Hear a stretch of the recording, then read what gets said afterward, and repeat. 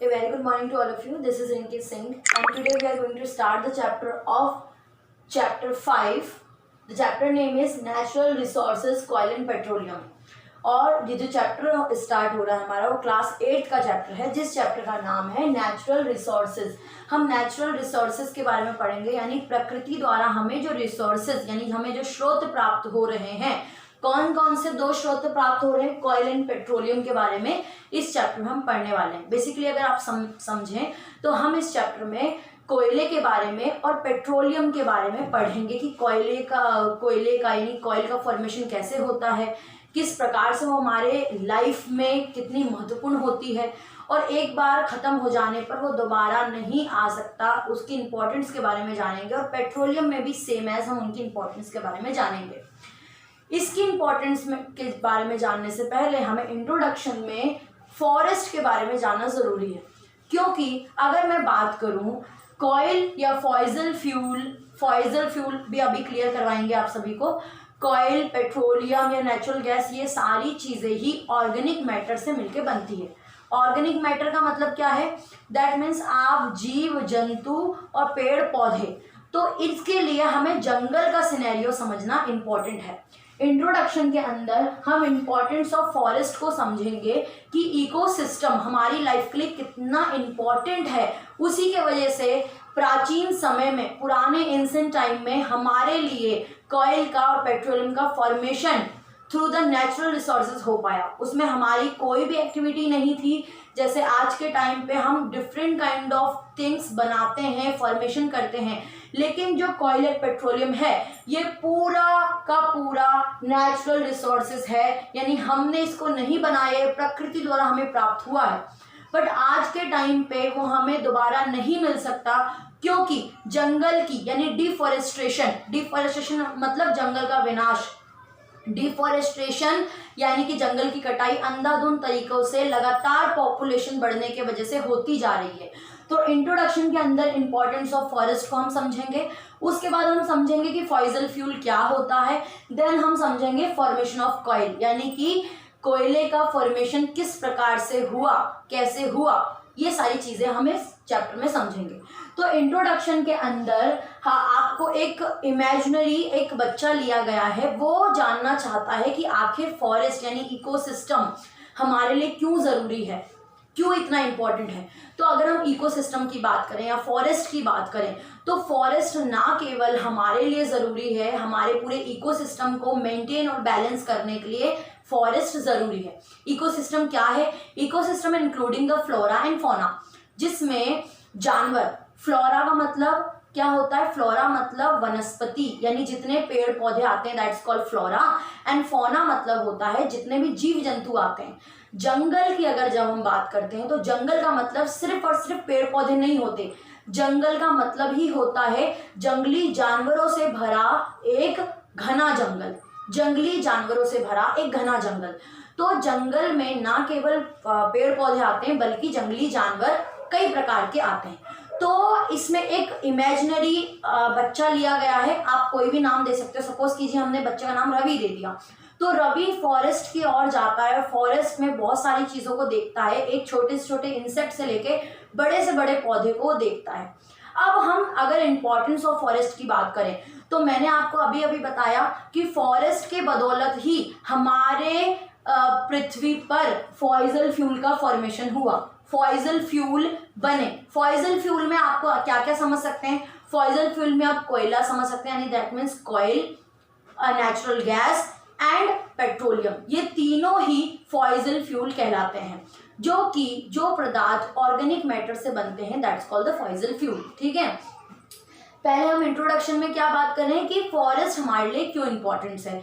आप अगर ये बहुत ही basic day to day life को लेकर सवाल है, आप खुद भी अगर अपने दिमाग से ये सेम क्वेश्चन करें कि फॉरेस्ट हमारे लिए क्यों ज़रूरी है, तो आपको अपने आप जवाब मिल जाएगा। एक पौधा, एक पेड़, एक क्रॉप प्रोडक्शन या एक जंगल ही हमें वो सारी चीज़ें दे रहा है जो हमारे लिए इसेंशियल है। आप चलिए, आप daily life, day to day life के आपके घर से ही हम एग्जाम्पल को लेना शुरू करते हैं। आप अपने जिस भी जगह पर आप इस वक्त हैं, आप चारों ओर देखिए, आपको लकड़ी की बहुत सारी चीज़ें नजर आएंगी। चाहे वो आपका विंडो हो, चाहे वो आपका डोर हो, दरवाज़ा हो, खिड़की हो, या सपोज कीजिए आपके मंदिर जो घर में बने होते हैं वो मंदिर भी लकड़ी के होते हैं कई तरह से। तो लकड़ी की चीज़ें आपके चारों ओर दिख रही है। तो ये लकड़ी कहाँ से आई? जंगल से आई। आपके घर में मेडिसिन फर्स्ट एड बॉक्स होगा, फर्स्ट एड बॉक्स में मेडिसिन होंगी। मेडिसिन कैसे आई? कहाँ से आती है? जड़ी बूटियाँ ये कहाँ से लेते हैं? फॉरेस्ट से आती है। ठीक है, तो बहुत सारी चीज़ हमारे डे टू डे लाइफ में जो इंसेंशियल होती है वो कई तरह से फॉरेस्ट से मिलती है। फॉरेस्ट ना केवल हमारे लिए ज़रूरी है, वो इकोसिस्टम को मेंटेन करने के लिए और आपके एटमॉस्फेयर में जो ऑक्सीजन या कार्बन डाइऑक्साइड की मात्रा है, जो गैसेस की मात्रा है, गैसेस को बैलेंस करने के लिए। अब गैस बैलेंस कैसे करता है एक फॉरेस्ट? ठीक है, अब एक फॉरेस्ट गैस को बैलेंस्ड, एटमॉस्फेयर को बैलेंस्ड कैसे करता है? आप सभी जानते हैं ह्यूमन बीइंग अधिकतर मात्रा में कार्बन डाइऑक्साइड को रिलीज करता है। हमने रेस्पिरेशन का प्रोसेस पढ़ा था। रेस्पिरेशन में हमने क्या देखा था? जब हम एक्सहेल करते हैं, एक्सहेल का मतलब जब हम श्वसन क्रिया में सांस छोड़ते हैं, श्वास को छोड़ते हैं, तब हम कार्बन डाइऑक्साइड को ज़्यादा रिलीज करते हैं। तो कार्बन डाइऑक्साइड को हम रिलीज करते हैं और वही कार्बन डाइऑक्साइड को पेड़ ट्रैप कर लेता है, उसकी जगह हमें ऑक्सीजन प्रोवाइड करता है। तो ये हो गया ना एटमॉस्फेयर को बैलेंस करने वाली बात। तो एटमॉस्फेयर को एक जंगल की वजह से ही बैलेंस्ड किया जाता है, हमारे एयर में मेंटेनेंस बना के रखता है। और वो क्या क्या चीज़ें करता है? वो हमें खाने से लेकर पहनने से सारी चीज़ें देता है। अब आप सोचोगे पहनने वाली चीज़ें कैसे देता है? कॉटन प्लांट होते हैं, कॉटन प्लांट से कॉटन के क्लॉथ बनते हैं। ठीक है, तो पहनने वाली भी चीज़ें, और या आप बोलो कि जो आपके हाउस होल्डिंग थिंग्स होते हैं वो भी कई प्रकार से जंगल की चीज़ों से मिलके बनते हैं। लकड़ी तो है ही, गम, लकड़ी, मेडिसन, नीम का, जैसे कि आपके साबुन, शैम्पू, ये सारी चीज़ें भी, नीम का आपने साबुन वगैरह सुने होंगे। तो बहुत सारी चीज़ें जंगल से हमें मिलती है। जंगल गैसेस को मेंटेन करता है। जंगल आपदा यानी कि नेचुरल क्लाइमेट होने से भी रोकता है, जैसे कि सूखा पड़ना, बाढ़ आना, इन सारी चीज़ों को भी रोकता है। ये हमने मे बी शायद मैंने 7th क्लास में आप सभी को पढ़ाया था, नेचुरल क्लाइमेट से कैसे रोकता है। सपोज कीजिए कि हमने 2 सरफेस लिए, एक सरफेस में घना जंगल है और एक सरफेस पूरा सूखा पड़ा है। जहाँ घना जंगल है वहाँ अगर बहुत तेज बारिश आएगी तो घना जंगल जो है उस बारिश को सोख लेगा अपने अंदर और वो पूरा पानी को सोख कर अपने पौधे में चला जाएगा। और दूसरी जगह जहाँ पौधे नहीं है वहाँ वो बाढ़ की स्थिति आ जाएगी, पानी इकट्ठा हो जाएगा। तो सॉइल इरोजन मतलब मिट्टी जो आपकी टॉप सॉइल होती है, पहली जो लेयर होती है, उसको बहने से रोकता है। बहुत सारे नेचुरल क्लाइमेट को वो रोकता है। बहुत सारी चीजें एक फॉरेस्ट हमारे लिए करता है। ठीक है, प्राचीन समय में अगर मैं मिलियंस ईयर एगो की ओर बात करूं, लाखों साल पहले अगर मैं बात करूं, तो एक जीव नहीं हुआ करते थे। सिर्फ और सिर्फ जैसे आज के टाइम पे डायनासोर विलुप्त हो चुके हैं, गायब हो चुके हैं, हमें देखने को नहीं मिलते, बट कार्टून्स वगैरह में आप बेसिकली आप देखते होंगे। बट आज के टाइम पे डायनासोर नहीं है। तो पुराने टाइम पे जब एक ह्यूमन बीइंग नहीं हुआ करता था, एक इंसान नहीं था, तब पृथ्वी पे लाखों साल पहले सिर्फ और सिर्फ जंगल और जंगली जानवर का ही बसेरा था। यही 2 चीज़ पाई जाती थी। अब जैसे जैसे मैंने इंट्रोडक्शन क्लियर कर लिया, मैं फॉसिल फ्यूल पे आ चुकी हूँ अब। ठीक है, तो ये सारी चीज़ें थी। हमने इंट्रोडक्शन में क्या देखा कि इंपॉर्टेंस ऑफ फॉरेस्ट देखा, इकोसिस्टम को बैलेंस रखने के लिए फॉरेस्ट कितने इंपॉर्टेंट है, हमारे day to day essential things के लिए फॉरेस्ट बहुत इंपॉर्टेंट है। तो अब इसी इंपॉर्टेंस ऑफ फॉरेस्ट से बहुत सारी चीज़ें जो प्राचीन समय में नेचुरली तरीके से बनी जा चुकी है वो आज के टाइम पे नहीं मिल सकती, जिसको कहा जाता है फॉसिल फ्यूल। अब नेक्स्ट टॉपिक पे आ चुके हैं, फॉसिल फ्यूल। फॉसिल फ्यूल एक ऐसे, फॉसिल फ्यूल का मतलब क्या होता है? Hydrocarbonate. Fossil fuel is equal to hydrocarbonate. Hydrocarbonate का मतलब है वो थिंग्स जो हाइड्रोजन और कार्बन से मिलकर जो बनता है उसको हाइड्रोकार्बोनेट या फिर फॉसिल फ्यूल कहते हैं। फॉसिल फ्यूल में 3 चीज़ों को हम रख सकते हैं। क्या लग सकते हैं? कॉयल यानी कोयला, नेचुरल गैस एंड पेट्रोलियम। ये तीनों ही चीजें ऑर्गेनिक मैटर के डिकम्पोजिशन के द्वारा बनती है। ऑर्गेनिक मैटर क्या होगा? ऑर्गेनिक मैटर दैट मीन्स एक आप ह्यूमन बीइंग भी ले सकते हो, एक जंगली जानवर ले सकते हो, पेड़ पौधे ले सकते हो, जो भी जीव जो कि जीवित प्राणी है दैट्स कॉल्ड ऑर्गेनिक मैटर। ठीक है। जीवित, जो भी जीवित प्राणी, पेड़ पौधे, वो भी एक लिविंग बीइंग में ही आते हैं, ध्यान रखना है, लिविंग बीइंग में पेड़ पौधे आते हैं।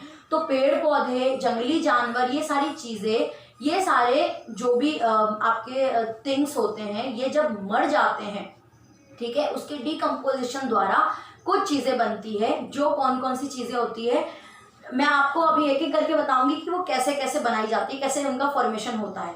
तो आपको ध्यान रखना है, जब ऑर्गेनिक मैटर मैंने क्या क्या बताया, लिविंग थिंग्स, लिविंग बीइंग, ठीक है, जीवित प्राणी, जब जीवित प्राणी मर जाते हैं और डिकम्पोज हो जाते हैं तो फॉसिल फ्यूल का फॉर्मेशन होता है, जिसको हाइड्रोकार्बोनेट भी कहा जाता है, जो कि हाइड्रोजन और कार्बन की मिलकर बनता है, ठीक है। अब इन्हीं से, ये जो मैंने फॉसिल फ्यूल बताया, इनके 3 एग्जांपल क्या बताया, coal, petroleum gas and natural gas, ठीक है, या petroleum gas, natural gas, both are the same things. तो फॉर्मेशन ऑफ कॉइल, तो आज के टॉपिक में हम फॉर्मेशन ऑफ कॉइल देखेंगे, देन हम देखेंगे पेट्रोलियम कैसे बनता है, देन नेचुरल गैस कैसे बनता है। तो स्टार्ट करते हैं कि कॉइल यानी कि कोयला कैसे बनता है। आप बहुत ही साधारण थिंग्स में समझने की कोशिश करें, कोई कॉम्प्लिकेशन क्रिएट नहीं करना है दिमाग में। पहली चीज, जब हम आज के टाइम की बात नहीं कर रहे हैं, चलिए पहले हम आज के टाइम के आपका एक छोटा सा एग्जांपल ले लेते हैं तो आपको समझना इजी हो जाएगा। आपने देखा होगा, आपने पर्टिकुलर किसी भी स्थान पर अपना घर बनाया, तो आपने देखा है कि 10 साल पहले वो घर आपने इतना ऊंचा बनाया था और आज के टाइम पे वो घर इतना ऊंचा ना रहकर इतना नीचा लग रहा है। क्यों लग रहा है? क्योंकि चीजें दबती जाती है, हीट और प्रेशर जब मिलता है तब चीजें नीची होती जा रही है, दबती जा रही है, दबती जा रही है, ठीक है। इसीलिए एग्जांपल के थ्रू मैं आपको कॉइल का ये सिनेरियो को क्लियर करवाऊंगी, क्या क्राइटेरिया है इसका, अभी आप ध्यान से समझें। तो एक तो एग्जांपल मैंने आपको क्या समझाया कि अगर आपने 10 साल पहले आपने देखा कि आपका घर इतना ऊंचा था और आज के टाइम पे आप देख रहे हो कि घर का दबाव बनते बनते घर ऐसा लग रहा है कि सड़क के बराबर आ गया, हो रहा है ना। उसी तरीके से हम लाखों साल पहले की बात कर रहे हैं, जब सिर्फ और सिर्फ जंगल और जंगली जानवर हुआ करते थे, ठीक है। अब देखिए, हर एक का टाइम पीरियड होता है, हर एक का एक टाइम पीरियड होता है कि हाँ इतने समय में वो जीवित होता है या बर्थ लेता है और नेचुरल डेथ में वो मर जाता है। उसके अलावा कोई आपदा प्रबंध आ जाए, बाढ़ जैसी चीजें आ जाए, बाढ़ आ जाए, कुछ भी चीज आ जाए, तब भी वो मर सकते हैं। एक्सप्लोजन हो सकता है, मर सकते हैं किसी भी प्रकार से, ठीक है।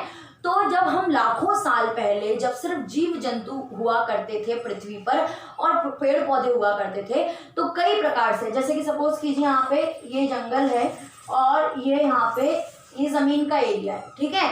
अब ये पेड़ पौधे या बाढ़ आ गई या मर चुके हैं, तो ऐसे ऐसे करके वो नीचे की ओर जमते जाएंगे, नीचे की ओर जमते जाएंगे और इसके ऊपर रेत की परत भी जमती जाएगी, रॉक पार्टिकल जमते जाएंगे, ठीक है। ध्यान से समझना है। फिर दोबारा दूसरी ग्रोथ होगी, दूसरी ग्रोथ मतलब दूसरे पेड़ पौधे इकट्ठे होंगे, दूसरे पेड़ पौधे भी मर गए, अब वो भी नीचे की ओर जमते जाएंगे, ठीक है। उसके बाद सपोज कीजिए जीव जंतु जितने भी ऑर्गेनिक मैटर होते हैं, यानी कोई भी इंसेक्ट, छोटे छोटे कीड़े मकोड़े, वो सारे अगर मरते जाएंगे और नीचे की ओर जमते जाएंगे, उसके ऊपर मट्टी जमती जाएगी, मड, सैंड जमती जाएगी। तो आपको बेसिकली अगर वन वर्ड में चीजों को समझें कि कॉइल का फॉर्मेशन कैसे होता है, डीकम्पोजिशन या डिपॉजिट ऑफ ऑर्गेनिक मैटर, आपको क्या समझना है, जब ऑर्गेनिक मैटर का डिपोजिशन हो जाता है, वो डिपॉजिट होते जाते हैं, जमते जाते हैं और हीट और प्रेशर इनको बनाते जाता है। हीट और प्रेशर कैसे,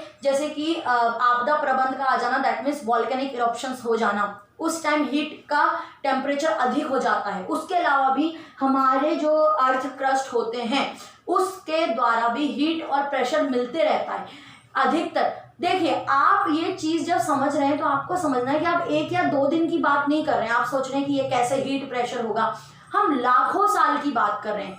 कोयला बनना 1 या 2 दिन की बात नहीं होती, इसमें लाखों साल लगते हैं, जो कि आज के टाइम पे पॉसिबल नहीं है। अगर आप आज के टाइम पे कोयला बनाने की कोशिश करें तो नहीं हो सकता, क्योंकि हम पर्टिकुलर एरिया को लाखों साल नहीं दे सकते, ठीक है। कटाई होती जा रही है।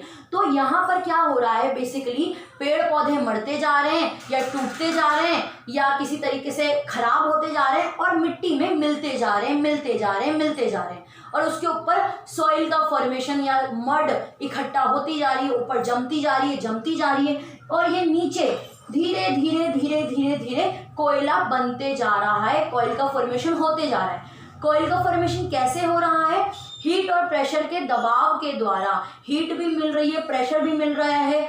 अब लाखों साल में आप देखो, अगर आप 3-4 साल के पहले की बात करें तो 3-4 साल में अगर आप गूगल पे सर्च करेंगे तो इतने सारे आपदा प्रबंध आपको मिल जाएंगे। बाढ़ का आना, भूकंप का आना, 3-4 साल के अंदर ही इतने। तो हम तो लाखों साल की बात करें तो आप ये सोचिए लाखों साल में कितने नेचुरल क्लाइमेट आए होंगे पृथ्वी पर, और कितने चीजें हुई होंगी, कितना volcanic eruptions. Volcanic eruption that means इनको हिंदी में बोलते हैं ज्वालामुखी का फटना, ठीक है, कंफ्यूज नहीं होना आप सभी। ज्वालामुखी का फटना, हीट, प्रेशर, ये सारी चीजें इसको मिलती गई, ये मिट्टी के अंदर कोयले का फॉर्मेशन होता गया होता गया। एक बार और रिकॉल कर लेते हैं, देखिए क्या बोला है मैंने। पेड़ पौधे टूट रहे हैं, झड़ रहे हैं, मर रहे हैं, डेड होते जा रहे हैं, नीचे की ओर जमते जा रहे हैं, नीचे की ओर जमते जा रहे हैं, या कोई जीव जंतु है नीचे की ओर जमते जा रहे हैं, और डिकम्पोजिशन होते जा रहे हैं। उनका जो माइक्रो ऑर्गेनिजम्स होते हैं वो उनको डिकम्पोज करते जा रहे हैं, और नीचे जमते जमते जमते जमते वो हीट और प्रेशर के दबाव में आकर एक कोयले का फॉर्मेशन होता है। और कोयले के अंदर जो सबसे ज्यादा होता है वो कार्बन होता है। ध्यान रखना, कार्बन होता है। क्यों होता है कार्बन? क्योंकि लकड़ी से मिलकर बना है, ज्यादातर लकड़ी है, और लकड़ी के अंदर क्या होता है? कार्बन ही होता है, क्योंकि वो कार्बन डाइऑक्साइड गैस को लेता है, ठीक है। तो इसलिए कॉइल में जो सबसे ज्यादा गैसेस पाई जाती है वो कार्बन होती है। इसके साथ कॉइल फॉर्मेशन क्लियर होता है। नेक्स्ट क्लास में हम देखेंगे पेट्रोलियम का फॉर्मेशन कैसे होता है और कॉइल कितने प्रकार के होते हैं। फर्दर हम बहुत सारे इसमें इंटरेस्टिंग टॉपिक आगे कंप्लीट करेंगे। आई होप आपको ये समझ में आया होगा कॉन्सेप्ट। अगर कोई डाउट है तो कमेंट बॉक्स में बोलिए, उसको ऑनलाइन क्लास में क्लियर करवाया जाएगा। I hope it's clear. If you like this video तो please like, subscribe and share.